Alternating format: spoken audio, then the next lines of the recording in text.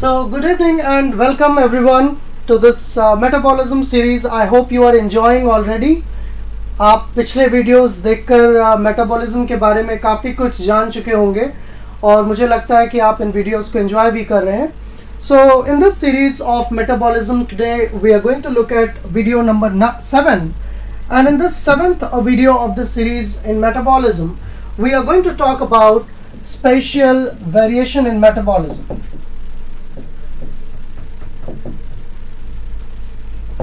Spatial variation in metabolism. So we have been constantly discussing that metabolism is not discrete.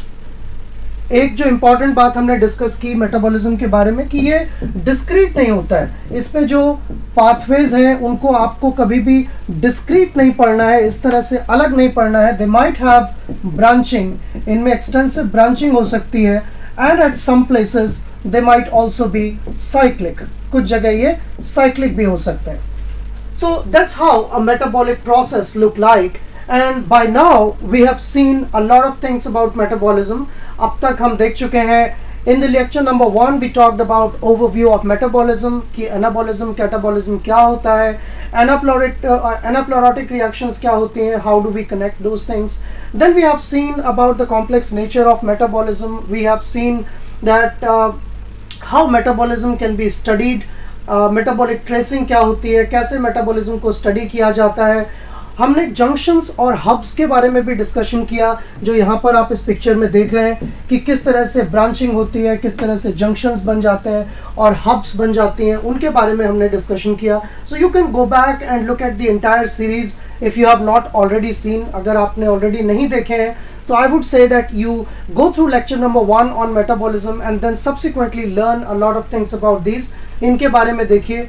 हमने regulation की भी बात की थी एक वीडियो में कि मेटाबॉलिज्म रेगुलेट कैसे होता है. It is regulated at the global level, जहां हमने neuronal regulation, hormonal regulation, compartmentalization and thermodynamic regulation की बात की थी. And we have also learned at the specific level regulation, enzymatic regulation का भी हमने डिस्कशन किया था. So these are all the things that we have already covered, जो सारी चीज़ें हम देख चुके हैं. But today we are going to look at another interesting part of this video series, that is spatial variation in metabolism. So I should tell you that being a higher organism, humans, plants, those higher organisms have division of labor of their cells, right? Our brain cell is not doing the same function as the liver cell, as red blood corpuscles, as a muscle cell or a kidney cell. So we have organs, right? We have organ systems. Now, since we have division of labor of the cells, we also have differences in the roles pertaining to the metabolism assigned to them. उनके लिए जो roles assign हैं, metabolic roles assign हैं, वो भी अलग हैं. And in fact, their metabolic demands are also different. अलग अलग organs की जो metabolic demands हैं, वो उनके functioning पर depend करती हैं, और इसलिए इन सारे ऑर्गन्स में एक वेरिएशन होता है that is considered to be spatial variation. Space के अकॉर्डिंग वेरिएशन जो आता है मेटाबॉलिज्म में, that is called as spatial variation.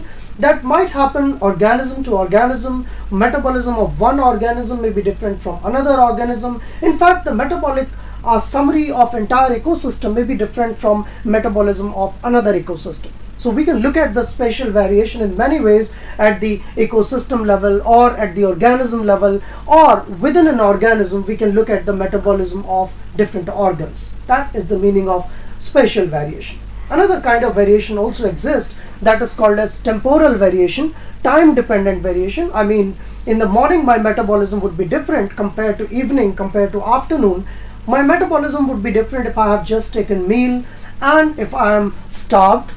My metabolism would be different if I'm happy or if I'm stressed. So depending on these situations, metabolism also varies, and that is called as temporal variation. Well, temporal variation is a part of another lecture. We will probably see that in coming video, not in this video. So today we are going to discuss about spatial variation of metabolism. So let's start. If you have any comments, any suggestions to make in the beginning, you can do that, and then we will start the session.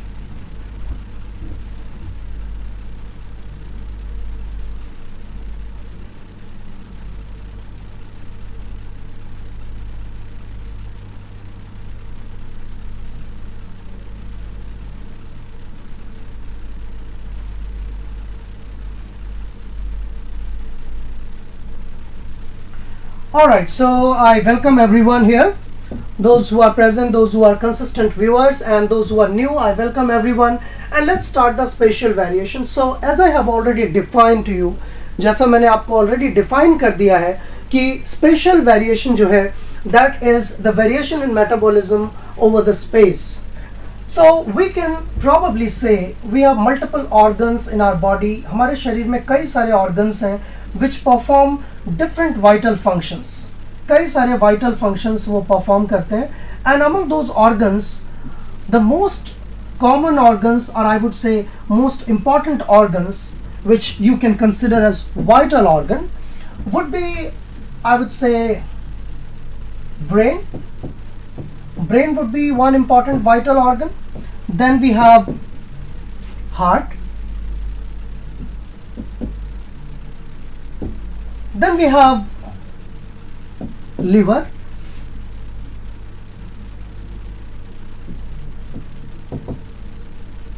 We have red blood corpuscles which are involved in the transport of oxygen to different parts of the body. We also have a very important organ called kidneys,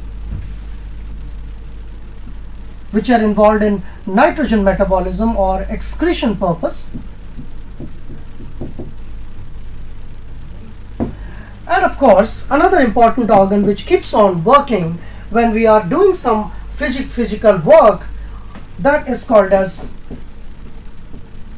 muscles. So these are some of the vital organs which might have variation in their metabolic needs or metabolic requirements, because if you look at the functions of these organs, they are quite different. Brain is mostly performing the physiological work of nerve impulse transmission. इसका काम क्या होता है? mainly nerve impulse transmission इसका main काम है. तो आप imagine कर सकते हैं कि most of the energy of brain would be spent in which metabolic process? कौन सा process होगा, कौन सा physiological process होगा जिसमें ज़्यादातर energy जो है brain की खर्च हो जाएगी? The nerve impulse transmission happens through movement of ions across the neurons. So you have sodium potassium pumps which are regularly working, and therefore about 70% of the energy of brain is invested in this process. करीब 70% जो brain की energy है वो इस चीज़ में खर्च हो जाती है. On the other hand, if you talk about heart is constantly pumping the blood. It cannot afford to get stopped. यहाँ पर हम कोई compensatory mechanism नहीं कर सकते, हम afford नहीं कर सकते कि heart किसी time पर काम करना बंद कर दे. That will eventually lead to death. So we have regular muscle activity which is under the control of autonomous nervous system. We do not have a willful contraction of heart, but we have unwilling control or autonomous control of the heart muscles, which are specialized in their nature. That's called cardiac muscles, and they also have a large amount of calcium efflux from sarcoplasmic reticulum that controls the movement of these muscles. Somewhere this is also connected to the nervous system. वहाँ से भी connected है, because that ANS gives impulse for the movement of the muscles inside the heart. And as we know that heart is primarily myogenic in humans, so mostly muscle activity controls this. In some lower organisms you can imagine different metabolism, because lower organisms like invertebrates or cockroach or insects, they might have neurogenic hearts where heart pumps mainly because of the neuronal activity, not the muscle contraction. Then if you talk about the mitochondria, there is a major difference in the mitochondria. If you talk about RBCs, then there is a major difference in the RBCs in contrast to all other cells, that they are devoid of mitochondria. इनमें क्या होता है? Mitochondria नहीं होती है. So obviously all the oxidative phosphorylation process and all the mitochondrial pathways which you study in some other organs would not be happening in RBCs. On the other hand, the most important purpose of RBCs in our body is oxygen transport. So metabolism which is related to oxygen transport will be happening in red blood corpuscles. That should be different compared to brain, compared to heart. And if you talk about kidneys, so kidneys perform the function of excretion. If you go through the physiology books, you will find more details about how excretion happens. They might have glomerulus, where they have nephrons from where a lot of things are filtered out. Some of the things are reabsorbed back into the Henle's loop or distal convoluted tubules and proximal convoluted tubules. So a lot of secretions and reabsorptions takes place here, and therefore the metabolism which is pertaining to excretion may be a part of kidneys. But we will see later that kidneys play a very important role in starvation conditions also. When we are starved, when we are not having food for long time, in those situations kidney play a very important role, which might be surprising thing or a new thing for you. On the other hand, liver, I would say liver can do everything. Liver is like jack of all trades, and I will say this is one of the busiest organs of the body.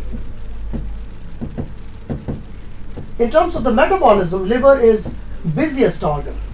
It performs almost everything. It is associated with formation of urea, it is associated with other nitrogen metabolism, it performs a lot of energy metabolism, that is carbohydrate metabolism. It also performs amino acid biosynthesis, it also performs fatty acid biosynthesis. So plenty of work is assigned to liver. We will talk separately about it. But on the other hand, muscles are again very specialized, and they don't have all kind of metabolism. They would be performing metabolism that is mainly sliding of actin and myosin. So metabolism of muscles is again quite similar to heart muscles, I would say, but not entirely similar, because heart muscles are different and these muscles are different. We can have voluntary activity in skeletal muscles, we cannot have voluntary activity in heart. So sometimes we may be running fast, the activity of muscles would be very rapid and energy consumption would be very high. But sometimes when we are sitting idle and when we are not doing anything, in that situation the energy consumption of muscles may be low. So there will be a lot of fluctuation in the energy demands of skeletal muscles compared to the heart muscles. Of course they are both muscles, but despite that there may be differences in the muscle activity. So they mostly perform the function of contraction of muscles, and they must be requiring ATP. So ATP generating pathways would be more prevalent in case of muscles. So you saw a broad picture of spatial distribution or division of labor in our body, that how do different organs have different metabolic needs. अलग अलग organs की जो needs हैं, metabolic needs, वो अलग अलग होती हैं. तो इसलिए हम कह सकते हैं कि अलग अलग organs में metabolism vary करता है, and that's what we call as spatial distribution in metabolism. Now let's start talking about these things one by one. एक एक करके हम देखते हैं. First, let us see about the first important organ that we see here, brain. सबसे पहले हम brain का metabolism देखते हैं. So what do you think metabolism of brain must be like? What must be the basic fuel for metabolism? Brain has got two kind of cells, primarily neurons, and some of these cells which are called as astral cells, or there are also glial cells which act as feeder cells for providing energy to these neurons. Neurons को energy provide करने के लिए feeder cells का काम करते हैं. And as I told you, about 70% of the energy of neurons is utilized in maintaining membrane potential. Membrane potential को maintain करने में करीब 70% energy utilize हो जाती है.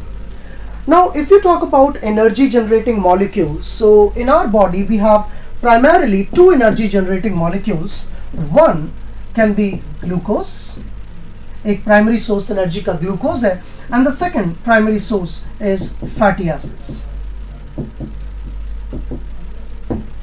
But for brain, you would notice that only glucose is suitable, not fatty acids. Brain cannot utilize fatty acids.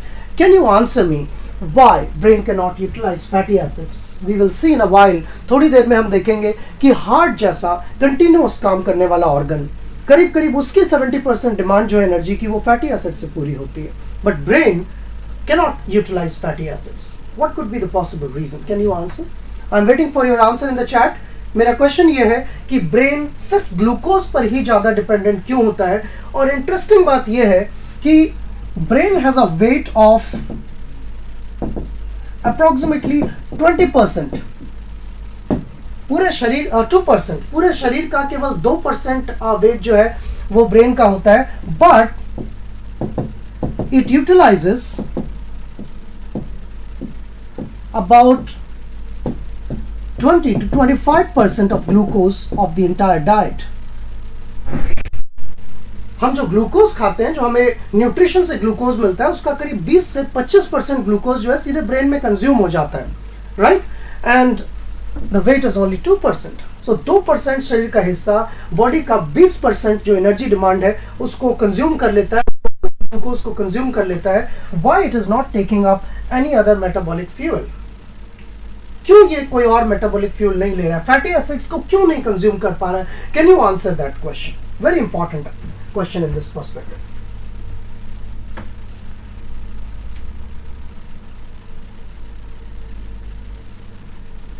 Yeah, that's right answer. Somebody has answered.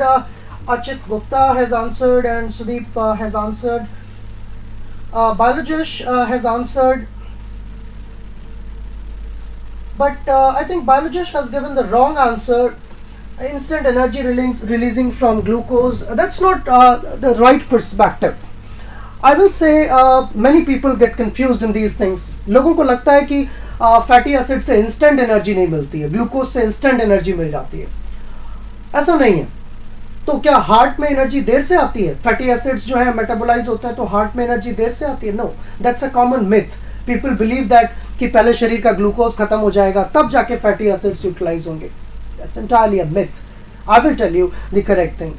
Metabolism में fatty acids glucose side by side use होते हैं, बहुत सारे organs. In fact अभी थोड़ी देर में हम heart की बात करेंगे तो हार्ट में तो पहले फैटी एसिड ही यूज होता है, कभी कभी उसमें ग्लूकोज यूज होता है. It can switch from fatty acid to glucose, but about 70% of demand of heart is fulfilled by fatty acids.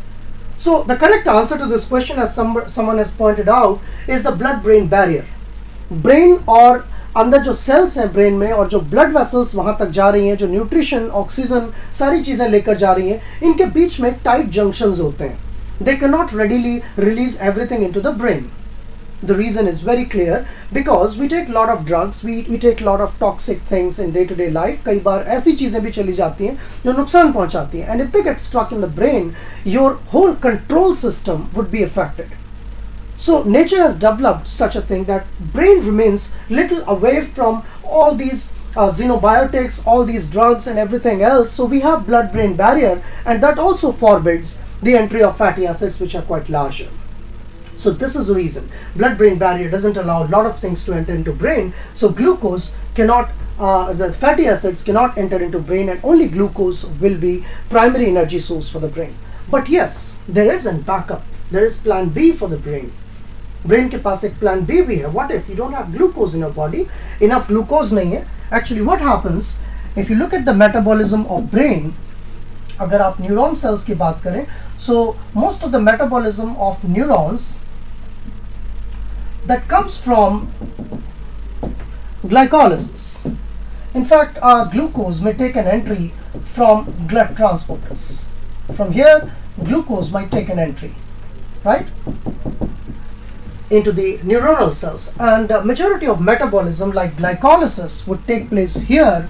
Glucose will turn into pyruvate, and pyruvate will then undergo TCA cycle, which will generate lot of ATPs.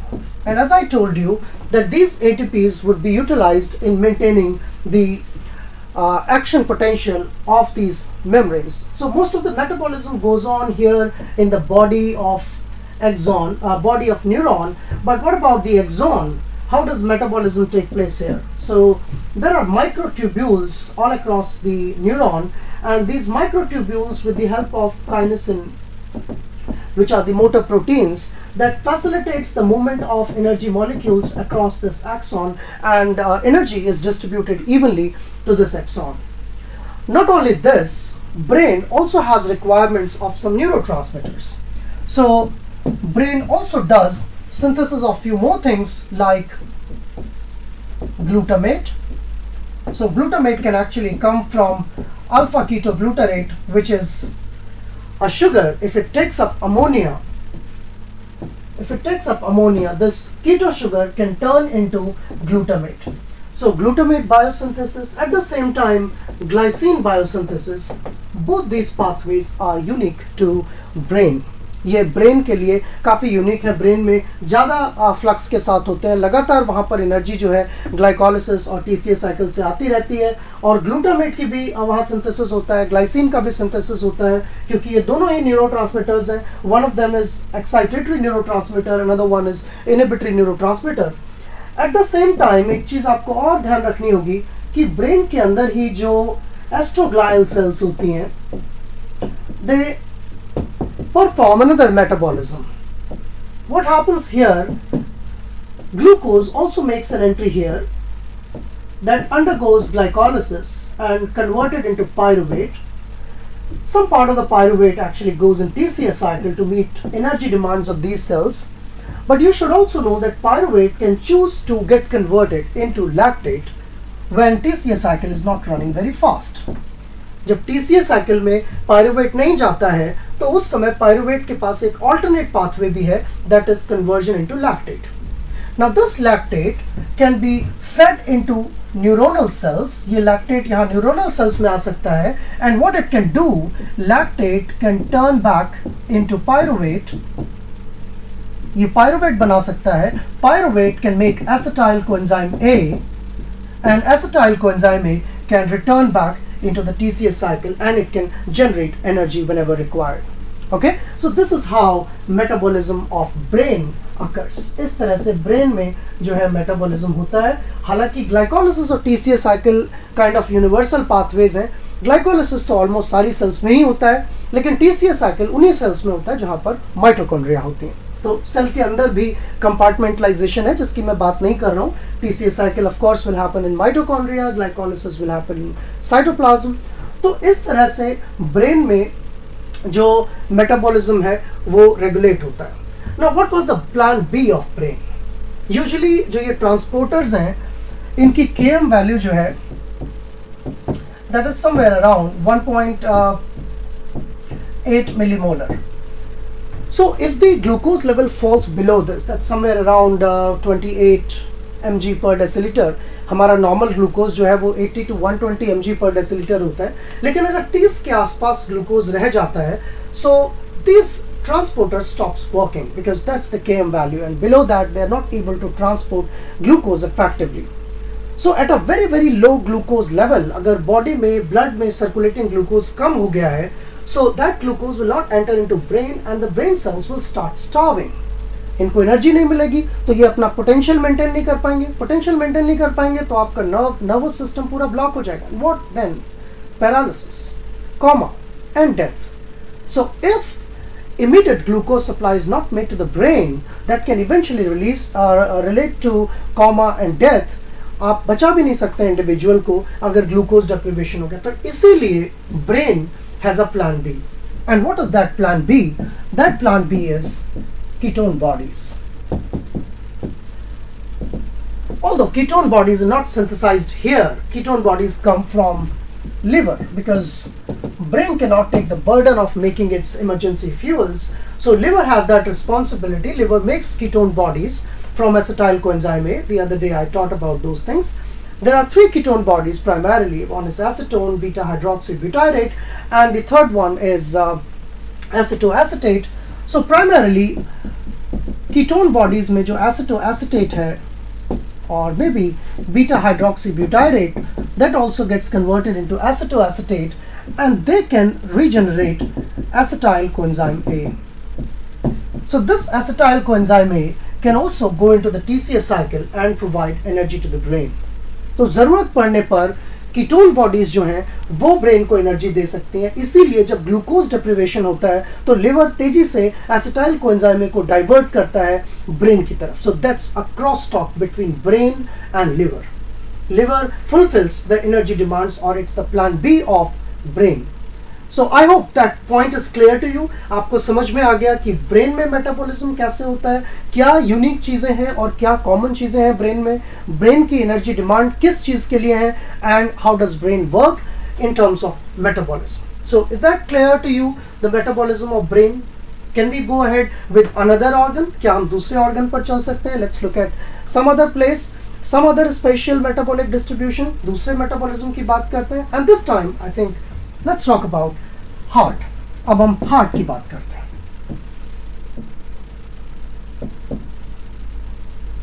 So how does metabolism takes place in heart? If there is any question, you can ask me related to brain. If you have any questions.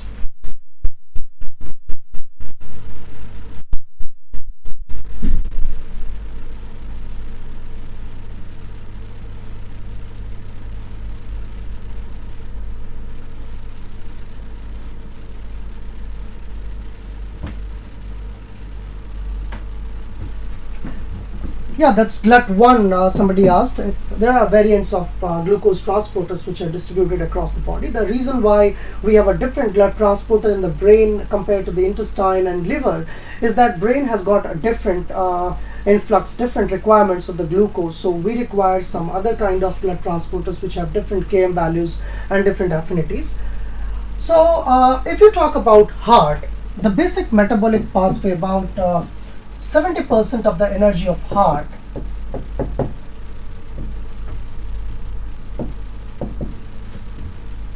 is fulfilled from fatty acids.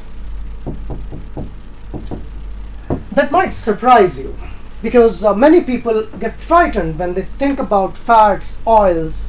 बहुत सारे लोग डर जाते हैं कि fat और oil तो heart के लिए नुकसानदायक है, वो तो उनको नुकसान पहुंचाते हैं, तो कैसे हम फैट और ऑयल खाएं. लेकिन at the paradoxical statement, ironic बात यह है कि फैटी एसिड्स ही हमारे हार्ट को रनिंग रखते हैं. If you are completely afraid of fatty acids, if you didn't have fatty acids at all, I would say the heart would stop working. अगर fatty acids होंगे ही नहीं तो हार्ट काम ही नहीं करेगा. तो जहां एक तरफ से उनका डरना भी ठीक है, if you have excess of fat in the body, excess of circulating lipids in the body, that might block the blood vessels, lead to the atherosclerosis or blockage of blood vessels, that might impair the nutrient supply or oxygen supply. But on the other hand, it is also important to note that fatty acids are the primary source of energy for heart. Although it can switch, heart के पास switching ability भी होती है. It can switch from fatty acid metabolism to glucose metabolism to lactate metabolism. It can utilize multiple energy sources and it can transform from 70% of fatty acid to at least 40-50% of the glucose metabolism as well. So switching heart may possible है, but primarily if you talk about the metabolism of heart, so how does it happen? Let's talk about it. कैसे होता है इसका heart का metabolism? So inside the cardiac cells, which you also call cardiomyocytes,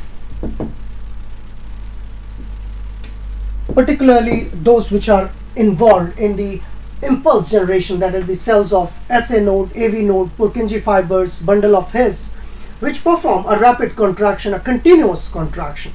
They take up fatty acids from specific fatty acid transporters, and then these fatty acids are eventually activated. They get activated into acyl coenzyme A. Then this acyl coenzyme A is transported into mitochondria with the help of a mobile carrier called carnitine. So this is a very critical molecule. If there is a scarcity of carnitine, it's going to affect the beta oxidation process or utilization of fatty acids in the heart. So what happens next? आगे क्या होता है? Acetyl coenzyme A, as soon as it reaches the mitochondria, it undergoes a set of 4 reactions. 4 reactions का एक cycle होता है. Usually the first step is dehydrogenation step, then there is a hydration step, then again there is a dehydrogenation step, and then there is a thiolysis step. So these 4 reactions you can also call dehydrogenation as oxidation process. So mainly the oxidation takes place at beta carbon of fatty acid. So this is your primary group, this is alpha carbon and this is beta carbon. So this carbon atom is mainly oxidized, and after each cycle as this cycle proceeds, her cycle में एक FADH, एक NADH और एक acetyl coenzyme में मिलता है. Now this acetyl coenzyme, as you know, can undergo TCA cycle. It can again generate NADH, FADH, GTP. So a total 10 ATPs can be generated per cycle of acetyl coenzyme. So why heart has chosen fatty acids as energy source? Because compared to the glucose, the energy yield per gram, or you can call it as a calorific value of fatty acids, is much higher than glucose. That was one of the reasons that less amount of substrate can fulfill higher energy demands, because it's like a machine. Constant movement of the muscles is taking place. तो लगातार muscles जो है move कर रही हैं, constant movement हो रहा है, ज़्यादा energy चाहिए, तो कम mass से ज़्यादा energy मिल सकती है, and that is possible for fatty acids. That is one of the probable reason why heart has chosen fatty acids as the primary energy source. So these ATPs then give energy to what?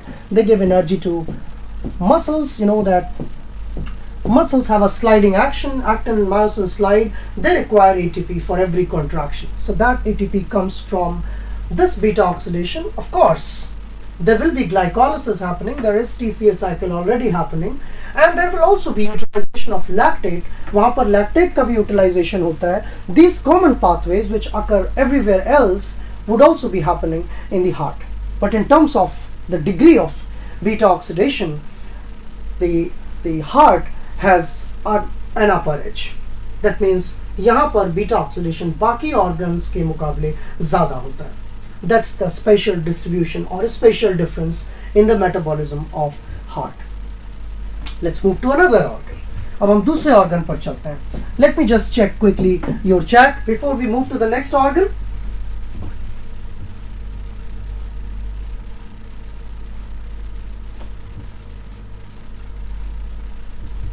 Yeah, you are right.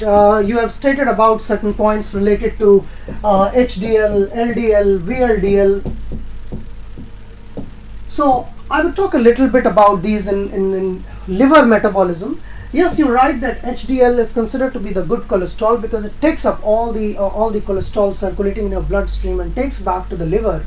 Whereas VLDL, free fatty acids, these are emerging fatty acids from the liver, or you can say lipoproteins, which just get synthesized in liver and released into bloodstream.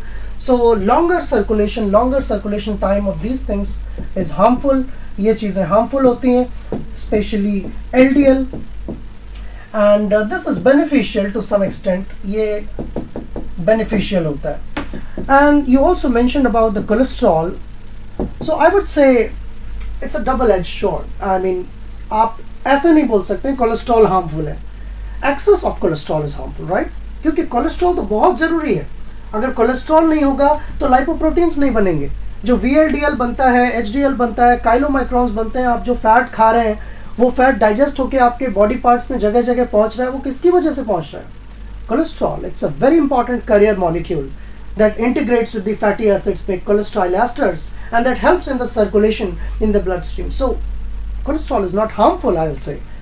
It's good, it's useful, but there is a threshold, there is a limit of circulating cholesterol. अगर वो बढ़ने लगेगा तो again, as I told you, if there is some crack in the blood vessel, there is some damage, cholesterol start accumulating, and that keeps on accumulating lipoproteins over it and blocks the blood vessels. तो excess cholesterol नुकसानदायक है, not cholesterol.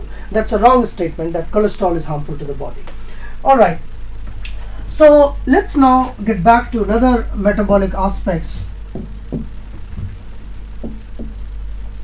क्योंकि हमने heart का देखा तो अब हम मसल्स के बारे में भी देख लेते हैं.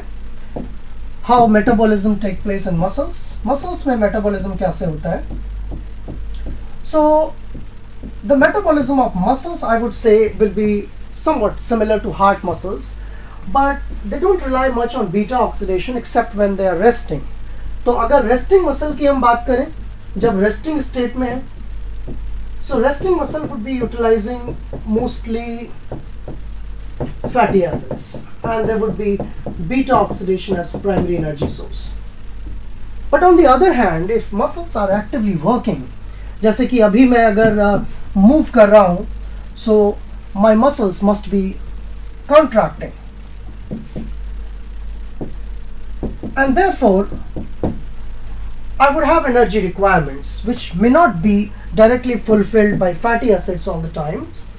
So we also have glucose metabolic pathways as primary energy source as other organs have. तो ग्लूकोज से दो चीज़ें आप जानते हैं, दो चीज़ें हो सकती हैं.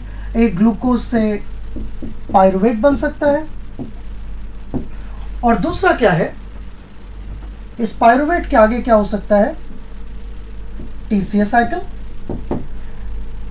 सो TCA साइकिल से इसके बाद में I will just demarcate this because this happens in the mitochondria. So TCA cycle से एनर्जी जनरेट होती है, ATP जनरेट होती है via electron transport chain. So you should know that electron transport chain is mostly dependent on availability of oxygen. अगर oxygen available है तभी electron transport chain run होगी. अगर ऑक्सीजन नहीं है तो इलेक्ट्रॉन ट्रांसपोर्ट चेन नहीं रन हो पाएगी in the non availability of oxygen. So we have two situations here. If you are doing moderate work, अगर आप मॉडरेट वर्क कर रहे हैं तो अलग बात होगी. और अगर आप बहुत ही स्टर्नस एक्सरसाइज कर रहे हैं, रिगरस वर्क कर रहे हैं, रिगरस एक्सरसाइज कर रहे हैं, जैसे कि दौड़ रहे हैं, सीढ़ियों से उतर रहे हैं, तब सिचुएशन डिफरेंट होगी. Because when you are moving fast, when you are running, when you are doing rigorous exercise, at that time O2 will be deficient, क्योंकि उस टाइम पर ऑक्सीजन उतनी तेजी से आपकी मसल्स में नहीं पहुंच पाती है जितना तेजी से उसकी रिक्वायरमेंट होती है.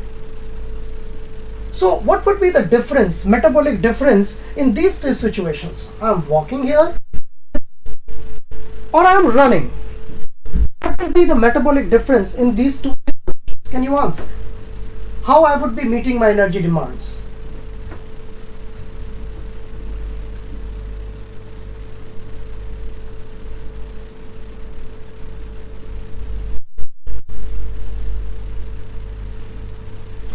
Yeah, that's true. When you are doing moderate work, there is enough oxygen. Oxygen enough है, तो obvious सी बात है कि glucose will undergo glycolysis, pyruvate भी बनाएगा और CO2 water में convert होगा by TCA cycle. That means oxidative utilization of glucose will take place. But in case of non-availability of oxygen, अगर ऑक्सीजन अवेलेबल नहीं होती है तब क्या होगा. तो जब ऑक्सीजन अवेलेबल नहीं है, so this part of the muscle metabolism will it will only have glycolysis. So carry out glycolysis, तो ग्लाइकोलाइसिस करनी होगी और उसी से एनर्जी डिमांड मीट करनी होगी. तो हालांकि ग्लाइकोलाइसिस में एक बात तो है, number of ATPs generated are less compare to the TCA cycle. But the rate at which the glycolysis can generate ATP is much faster than the rate at which ATP can be generated in the TCA cycle. So the flux of metabolites in glycolysis is faster compared to the TCA cycle. तो जितनी देर में एक TCA cycle होगा उतनी देर में glycolysis के कई phases हो सकते हैं and it can generate equivalent amount of energy. So despite the fact that oxygen is not available when you are running, glycolysis can fulfill the demands of rapidly exercising muscles, and that is also reflected in the muscle fibers. We have two kind of muscle fibers. Some of them are mainly slow, जो marathon runners होते हैं, जो लंबी race दौड़ते हैं, उनकी muscles में slow oxidative fibres ज़्यादा हो जाते हैं. जबकि जो स्प्रिंटर्स होते हैं, जो बहुत तेज 100 मीटर की रेस दौड़ रहे हैं, उनकी मसल्स में क्या हो जाता है, they have more fast oxidative, fast glycolytic fibres. Right? So we have slow oxidative fibers in the marathon runners, slow oxidative fibers in marathon runners, and fast glycolytic fibers in sprinters. So there is a difference in two kind of runners जो exercise करते हैं, and the same kind of difference is also reflected in the nature of metabolism. इसमें भी difference जो है reflect होता है. So now one thing that you would notice here, आप एक और important चीज मसल में नोटिस करेंगे कि जब आप तेज दौड़ रहे हैं, कोई तेज एक्सरसाइज कर रहे हैं, तो ये पाथवे ब्लॉक हो गया, but this pyruvate is converted into lactate, and at the expense of an NADH.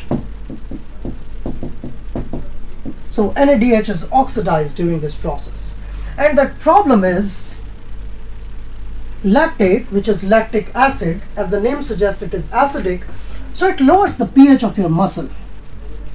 ये क्या करता है, मसल के pH को कम कर देता है. It lowers the pH of muscle. Now this is the reason, because the pH of muscles is lower by 2 to 3 points, and that leads to pain in your muscles and also the feeling of fatigue.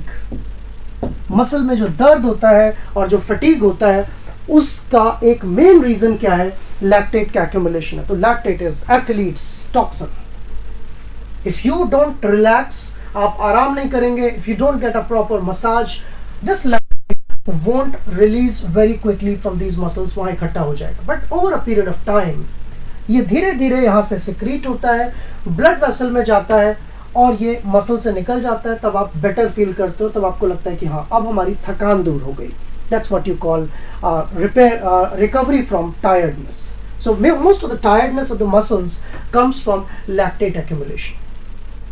So this is how most of the muscle metabolism take place. Not only this, और भी बहुत चीज़ें हैं muscle में जो होती हैं, जैसे कि कभी कभी एनर्जी रिजर्व के लिए मसल्स इस ग्लूकोज को ग्लाइकोजन में भी कन्वर्ट कर लेती हैं.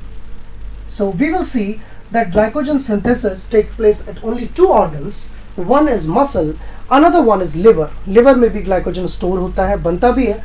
So the process of glycogenesis or the pathway called glycogenesis is active in muscles when there is excess glucose. And whenever there is requirement, this glucose can be returned back. ये दोबारा glucose बना सकता है by the process called glycogenolysis. So which pathways are happening in muscle? There is glycolysis, TCA cycle, electron transport chain, lactate formation, glycogenesis, glycogenolysis. These are the pathways which are taking place in the muscles very actively. Now sometimes muscle might not have a very large pool of ATP. Muscle में ATP का बहुत ज़्यादा pool जरूरी नहीं है कि हो. It might have ADP. So there is an also contingency high energy molecule that is called as phosphocreatine. So what this phosphocreatine does? Phosphocreatine एक contingency molecule है जो एक stored energy form की तरह रहता है. Whenever you require instantaneous energy, like अचानक से अभी दौड़ना शुरू किया आपने, तो शुरू के जो 10-15 seconds में जो किक मिलती है मसल्स को, स्प्रिंटर्स ने दौड़ना शुरू किया, so you require a tremendous amount of energy expenditure there. Unless this whole process can initiate, that kick is provided by phosphocreatine. It doesn't give energy directly to the muscle contraction, but yes, the phosphate of creatine can be transferred to ADP, and this can turn an ADP to ATP by itself becoming creatine. So phosphocreatine can release the phosphate group to ADP, it can make ATP, and then it can give instantaneous energy to muscles before this process kick starts. So you looked at muscle metabolism, how it varies. So we were looking at spatial variation, but then altogether we have also seen temporal variation of muscle metabolism. Like when you are doing rest, what is the metabolism? Beta oxidation. When you are doing mild work, it's glycolysis and TCA cycle. When you are running very fast, when you are doing very strenuous exercise, at that time only glycolysis. One question that I would like to ask here, कि muscle contraction के दौरान जब हम rapid exercise कर रहे हैं, at that time this pyruvate is turning into lactate. Lactate बहुत ज़्यादा काम का नहीं है हमारे लिए, और बल्कि हमें वो थकान भी पहुंचा रहा है. There is an enzyme lactate dehydrogenase which is doing this process. So why not, being a biochemist, if I think to make a drug, मैं एक दवाई बनाने का सोचता हूँ which will inhibit lactate dehydrogenase in the muscles when a sprinter is running. एक athlete है, sprinter है, उसको लगा कि मैं दौड़ूंगा तो थक जाऊंगा, तो क्या मैं लैक्टेट डिहाइड्रोजनेस का इनहिबिटर ले लूं ताकि लैक्टेट ना बने और ग्लाइकोलाइसिस चलती रहे. क्योंकि ये तो वेस्टफुल प्रोसेस है, NADH भी यूटिलाइज हो रहा है, लैक्टेट का भी कोई काम नहीं है, इससे भी एनर्जी नहीं मिल रही है, तो क्या वो दवाई अच्छी होगी उस एथलीट के लिए? Can I think of making such a medicine? Do you think this step has any importance in the muscle conversion of pyruvate to lactate? Is there any significance of making lactate? Very deep question, very interesting question of glycolysis in muscles. Can anyone answer this? I'm waiting for your answer.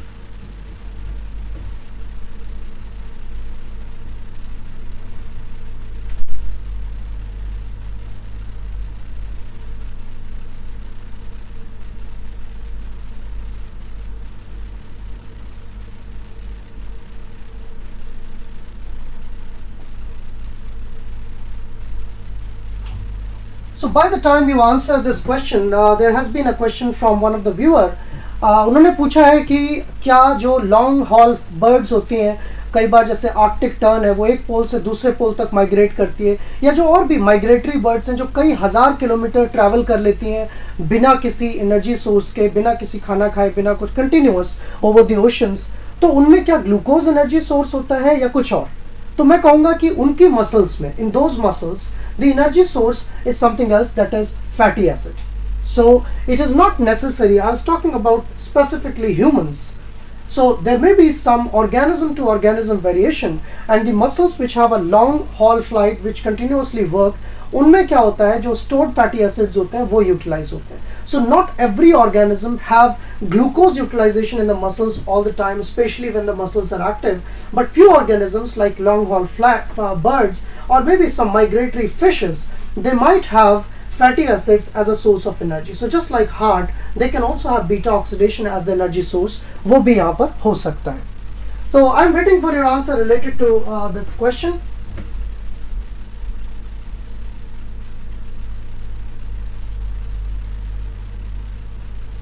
Related to lactate production, why this step is important? ये step क्यों important है, इस बारे में मैं जानना चाहता था आपसे. Why this process is important? Lactate generation. I have not received any satisfactory answers yet. अभी तक मुझे कोई satisfactory answer नहीं मिला है.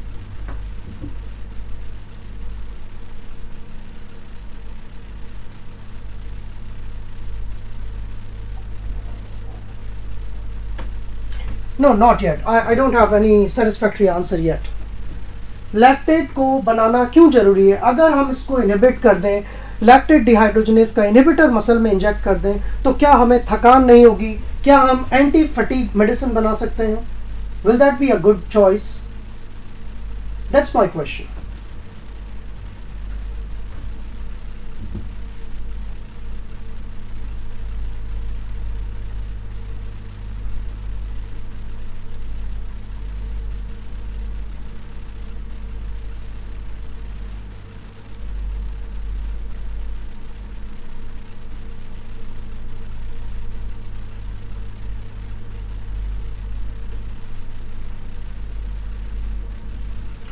So the answer to this question is no. If you are trying to make a medicine which is inhibiting this step or a lactate dehydrogenase inhibitor, that will be lethal. It will be a deadly poison. It cannot be an anti-fatigue medicine because this step is actually happening deliberately. Here lactate is a byproduct. Lactate की हमें ज़रूरत नहीं है. But what is important is generation of NAD+. If you don't have enough NAD+, अगर cytoplasm के अंदर NAD सारा NADH में कन्वर्ट हो जाएगा और NAD+ की कमी हो जाएगी, that will inhibit the glycolysis in feedback mechanism. और ग्लाइकोलिसिस भी अगर बंद हो गई, फास्ट रैपिडली कोई रन कर रहा है स्प्रिंटर के अंदर, मसल में ग्लाइकोलिसिस नहीं हुई, suddenly all the muscles will collapse. So that can be lethal situation. Therefore, conversion of pyruvate to lactate is not important because lactate is generated, but because it can reproduce NAD+, it can oxidize NAD+, and that is available for further cycling of glucose in glycolysis. That's why this was important. इसलिए important. Now one more thing that I would like to tell you here, यहाँ पर एक और चीज़ आपको बताना चाहूँगा मैं, and that is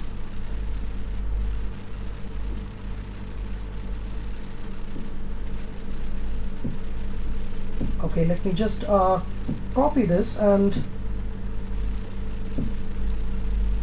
All right. So what I would like to tell here additionally is, यहाँ पर additionally मैं आपको क्या बताना चाहूँगा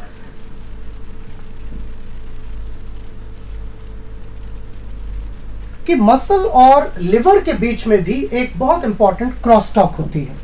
लिवर का जो मेटाबॉलिज्म है वो और मसल का मेटाबॉलिज्म, ये दोनों ही एक दूसरे से कनेक्टेड हैं. कैसे?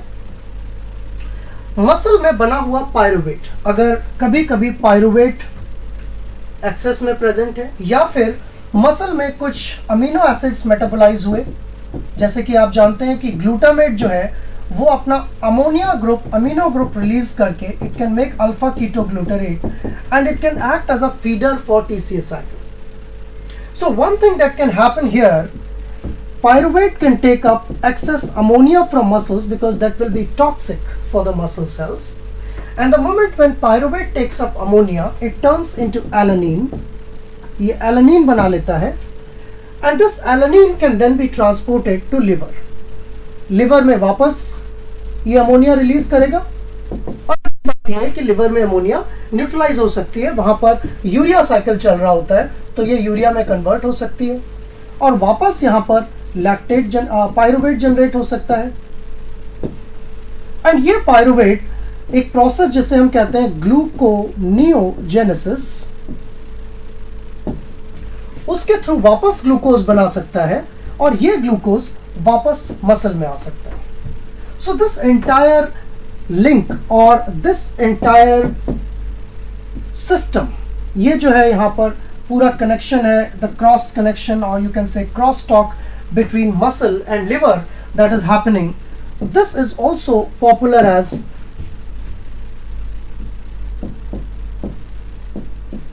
Glucose alanine cycle.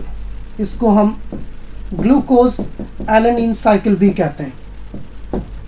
This is very common between muscle and liver. This is how liver and muscle cross-talk with each other. Now besides this, there is something else that also happens. एक और चीज यहाँ पर होती है, that is the lactate. ये जो accumulate हुआ ये धीरे धीरे रिलीज होगा, blood vessels में जाएगा. तो इसके साथ क्या होता है, this lactate can also travel to liver. ये lactate भी liver चला जाता है और liver में जाकर दोबारा ये lactate pyruvate generate कर सकता है by the same enzyme, lactate dehydrogenase. And this pyruvate can again make glucose and this glucose can then return back to liver. So there is another crosstalk between liver and muscle. This second thing, ये जो दूसरा crosstalk है, दूसरा जो connection है liver के और muscle के बीच में, this second connection my dear friend is given another name. इसको एक दूसरा नाम दिया गया है. Can anybody answer that? क्या नाम दिया गया है इसको? That's called Cori cycle. One of the earliest metabolic pathways that were deciphered. So this is called Cori cycle, a connection between muscle and liver. So two kind of connections happen. Cori cycle prevents lactate accumulation and energy overload. ये यहाँ के by product को वापस energy molecule बनाकर muscle में भेज देता है. Similarly pyruvate alanine metabolism that also does the same thing. यहाँ का एनर्जी लोड घटाता है, यहाँ के एंड प्रोडक्ट को लेकर ये वापस स्टार्टिंग रिएक्टेंट बना देता है ग्लूकोज और साथ ही साथ यहाँ की अमोनिया भी लिवर चली जाती है. So these are two important connections between liver and muscle. So this is how muscle metabolism work. इस तरह से मसल का जो मेटाबॉलिज्म है वो काम करता है. Let's now get to another organ. अब हम दूसरे organ पर चलते हैं, and that's the busiest organ of the body, my dear friends.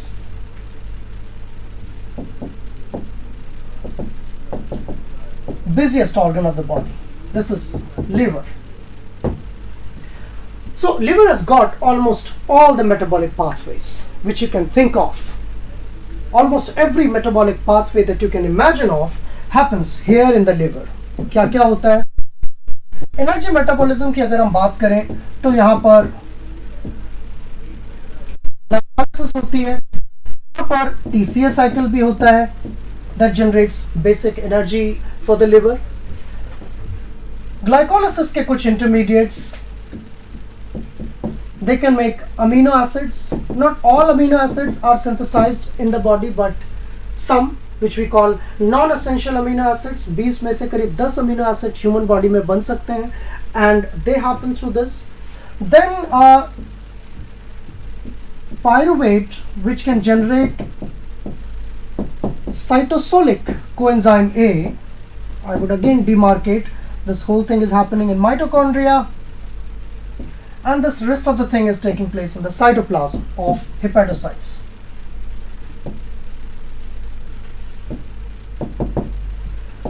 तो यहां पर एक चीज जो है एसिटाइल कोएंजाइम से क्या होती है, that is fatty acid synthesis.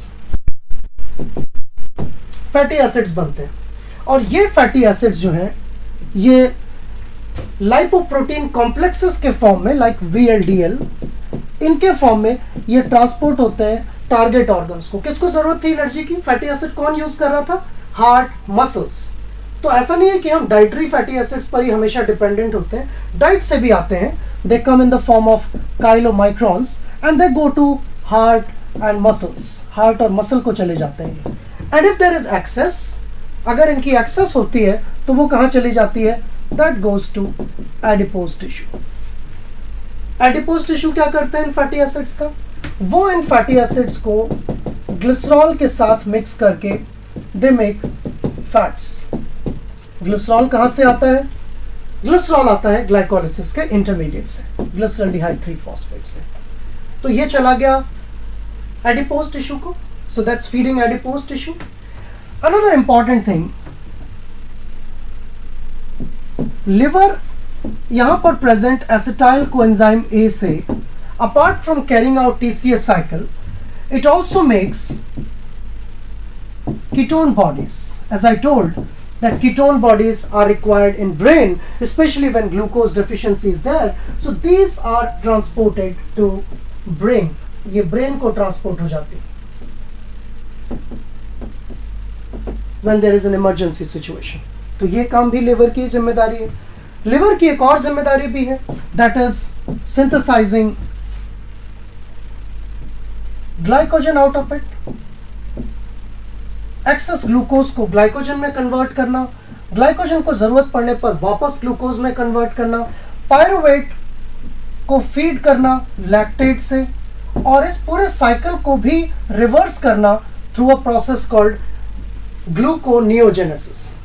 So what are the pathways that liver can have? It can have glycolysis, it can have TCA cycle, it can have ketone body synthesis, fatty acid biosynthesis, it can have gluconeogenesis, it can have glycogenesis, it can have glycogenolysis, lactate metabolism, amino acid metabolism, and much more. In fact, cholesterol, which is an important intermediate that also comes from acetyl coenzyme A. तो cholesterol biosynthesis भी जो है liver में ही होती है. Apart from that, इसके अलावा basic metabolic pathways जैसे न्यूक्लियोटाइड का सिंथेसिस, कुछ और energy metabolic pathways, pentose phosphate pathway, ये सारे तो सब सेल्स में होते ही रहते हैं. तो लिवर का एक बहुत बड़ा रोल होता है बाकी सारे ऑर्गन्स को कनेक्ट करके रखना metabolically. So there is a connection between liver and almost every other organ in terms of metabolism, and it does a lot of things to feed और to accelerate the metabolism of other pathways. You already saw a connection between muscle and liver. That's Cori cycle, and other one was alanine pyruvate cycle. So this was the mechanism, or this was the metabolic aspect of the busiest organ of the body, that is liver. Now coming to another small component, small organ, or I would say these are not organs, these are cells. RBCs. Now as I told you, what is the difference in RBCs? RBCs में क्या difference है? RBCs जो हैं, they are devoid of mitochondria.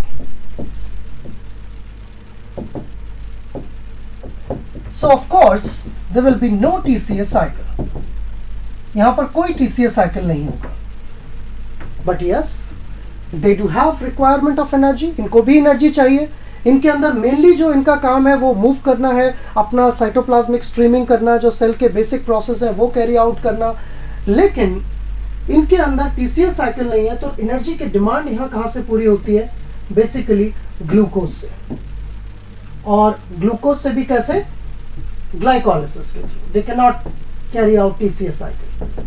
So only glycolysis will be the pathway that will be taking place for energy generation, and then the pyruvate, as I told you, must be converted into lactate. Lactate में convert हो जाना चाहिए in order to regenerate NAD plus that can further activate glycolysis, जो glycolysis को activate कर सकता है. Now one additional thing that happens here in RBCs, एक important phenomena यहाँ पर होता है. आप अगर 7th रिएक्शन की बात करें ग्लाइकोलिसिस की, that is glyceraldehyde 3 phosphate turning into bisphosphoglycerate, and this bisphosphoglycerate actually turns into 3-phosphoglycerate. That's one of the part of glycolytic pathway. Okay, reaction number, this is 5, this is reaction number 6, this is reaction number 7. तो इस step पर, ये जो यहाँ पर step है, generally ATP is produced here. So there is a bypass that happens in the RBCs. RBCs में इस स्टेप का एक bypass होता है. This 1,3-bisphosphoglycerate can, instead of making 3-phosphoglycerate, it can turn into 2,3-bisphosphoglycerate. So it's a kind of isomerization. जहाँ first carbon और third carbon पे phosphate लगा हुआ है, वो एक फॉस्फेट उठ के सेकेंड कार्बन पे आ जाता है. That can be called as bisphosphoglycerate mutase enzyme, and that makes this important compound BPG, which can then of course come back into this. तो ये जो था, ये एक ऑस्ट्रेलियन साइंटिस्ट जिनका नाम था रैपपोर्ट, और उनकी एक टेक्निकल असिस्टेंट, उन्होंने ये पाथवे डेवलप किया था. So that's why it is also called as Lubring-Rappaport shunt. So this Lubring-Rappaport shunt is an important shunt that exclusively happens in the red blood corpuscles. Can you tell me what must be the advantage of this molecule? What is the importance of making bisphosphoglycerate in muscles, in RBCs? क्या आप मुझे बता सकते हैं कि RBCs में bisphosphoglycerate क्यों बनता होगा? Anyone please, I'm waiting for your answer.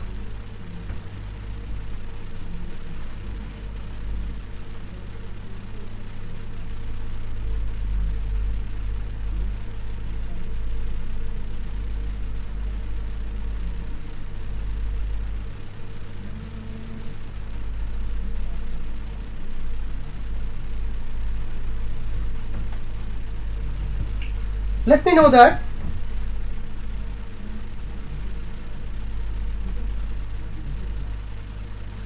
Anyone please, I'm waiting for the answer. What is the importance of bisphosphoglycerate? So anyways, the time is already exceeding for this session.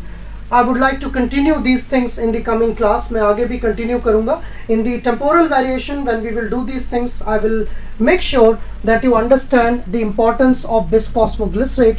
आप इसका मतलब भी समझें कि bisphosphoglycerate क्यों produce होता है. But एक hint देना चाहूँगा मैं आपको कि it is something to do with hemoglobin, because oxygen transport is the primary function of RBCs. So bisphosphoglycerate binds with hemoglobin and it does something to hemoglobin. That's the possible answer here. So you can ponder upon. आप तब तक, जब तक अगली class होती है, आप इनके बारे में सोच सकते हैं, इनके बारे में imagine कर सकते हैं. We have few more variations, like we did not talk about kidneys today, so we will be looking about the metabolism of kidney in the coming class. हम kidney की बात करेंगे कि कैसे उसका metabolism different है, और हम उसके बाद फिर टेम्पोरल वेरिएशन जो है उसके ऊपर डिस्कशन करेंगे, how time dependent variation in metabolism takes place.